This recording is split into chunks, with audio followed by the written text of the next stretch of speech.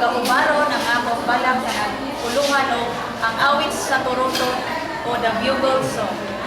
Ang turutot usa ka instrumento nga gigamit sa mga musikero aron paghatag og maayong sunata sa mga dancer susama ni anang mga dancers o sa masayaw sa simulog uban pang mga festival.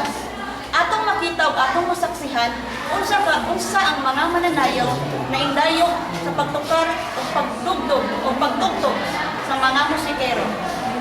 Ang trutot o trumpeta usa lamang sa mga instrumento nga gigamit sa mga musikero aron sila makahatag og maayong mga templo or musika.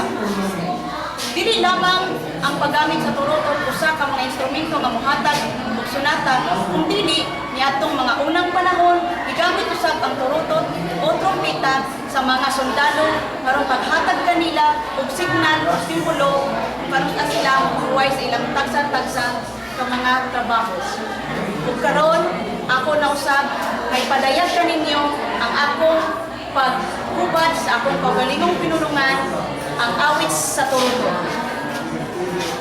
Kamasilakon nga hulog sa kastilyong bungbong ug ang ulan nga gikan sa kinawipang bahid. Sa taas nga kahayag mamuuyog paingon sa sapa sa maidlas nga paglayat ngadto sa himaya. Tayhop sa turutot, tayhop nga huwigo, maidlas nga dahunog nga gapahalayo. Tayhop sa turutot, tayhop nga tubag ug ang sabat sa dahunog nga nagkahanaw, hanaw ug kahanaw. Panumbaning, uting kaya og paminawa, unsa ka tagning og kaanindot, samtang nagpahalayo ang budyong sa turutot. Katamis ug kalami, masampit sa atong pamati, ang budyong nga nagkahanaw. Tayhop nga matagang taman, sa pamati makabuhi. Tayhop sa turutot, ang tubag ug sabat sa dahunog nga nagkahanaw. Ang gugma may kasamputang bahandi sa kawanangan, nga masanati bisan sa pitos ug kabait. Ang dahunog sa awit sa turutot, may muhatag ug kalinaw nga mosanting sa kaiguturan sa kahiladman, nga mupalambo hangtod sa kahangturan.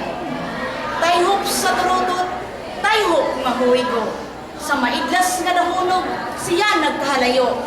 Tayhop nga mauwang tubag ug sabat nga nagkahanaw-hanaw. Ang awit sa turutot. Now,